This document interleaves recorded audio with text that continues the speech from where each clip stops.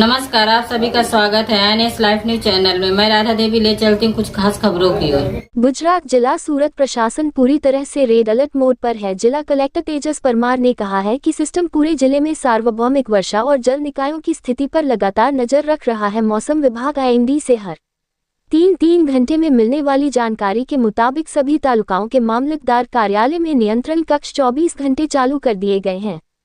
साथ ही fire brigade सहित आपातकालीन नियंत्रण कक्ष भी चालू कर दिए गए हैं।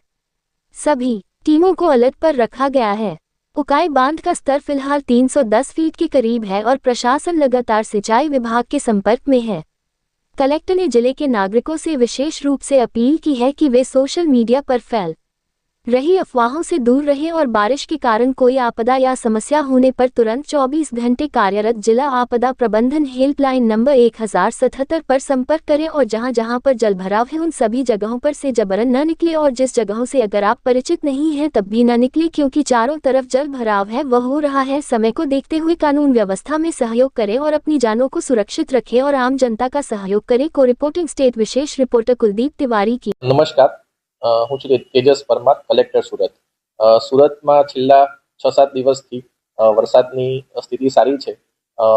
છેલ્લા 2 દિવસથી વરસાદનું પ્રમાણ છે જે છે એ અગાઉના 3 દિવસ કરતાં થોડું ઘટ્યું છે। અત્યારની સ્થિતિએ જોઈએ તો જિલ્લાનું જે એવરેજ રેઇનફોલ છે એ અત્યારે આજની સવારની સ્થિતિએ 382.25 mm જેટલો એવરેજ રેઇનફોલ નોંધાયો છે આખી સિઝનનો। આજની સ્થિતિ જોઈએ તો સવારે 6 વાગ્યાથી જે ડેટા જોઈએ તો અત્યારે સમગ્ર જિલ્લામાં 4.5 mm જેટલો એવરેજ રેઇનફોલ નોંધાયો છે, જેમાં સૌથી વધારે જોઈએ તો કામરેજ અને ચોરાસી, પલસાણા અને મહુવા તાલુકા અને ઓલપાડ તાલુકામાં રેઇનફોલ નોંધાયો છે। છેલ્લા 2 દિવસથી મેં જેમ કીધું એમ વરસાદની ગતિ થોડીક ધીમી પડી છે, પરંતુ હજુ પણ અમારું જે તંત્ર છે એ રેડ એલર્ટ ઉપર છે અને દર 3-3 કલાકે અમને ઇન્ડિયન મેટ્રોલોજી ડિપાર્ટમેન્ટ એટલે IMD તરફથી જે પણ ઇન્ફોર્મેશન આવે છે એના આધારે એની તૈયારી અમારી ચાલતી હોય છે। સમગ્ર જિલ્લામાં તમામ મામલતદાર રૂમ જે છે કંટ્રોલ રૂમ કાર્યરત છે। સાથે સાથે જ્યારે પણ કોઈ પણ પ્રકારનું માહિતી આપણને આવે તો આપણી જે નીચેની ટીમ્સ છે જેમાં ખાસ કરીને ફાયરની ટીમ એ ત્યાં જતી હોય છે। અત્યારે કોઈ એવી મોટી કોઈ ગંભીર કોઈ જે છે એ પ્રકારની કોઈ માહિતી અત્યારે મળેલી નથી કે એવી કોઈ પરિસ્થિતિ સર્જાઈ નથી। સાથે સાથે જળાશયની સ્થિતિ જોઈએ તો ઉકાઈ ડેમમાં પણ આપણું 321 ફીટનું જે FRL છે એની સામે અત્યારે હાલ 309-10 ફીટની આસપાસ અત્યારે સપાટી છે।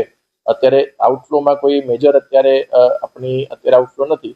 ઇનફ્લો ધીરે ધીરે જે વધી રહ્યો છે અને જ્યારે એની પણ સાથે આપણે આપણા જે સિંચાઈ વિભાગના જે અધિકારીઓ છે એ સતત આપણા સંપર્કમાં હોય છે, એટલે અત્યારે હાલ કોઈ એવી ગંભીર પરિસ્થિતિ અત્યારે સુરત જિલ્લામાં નથી।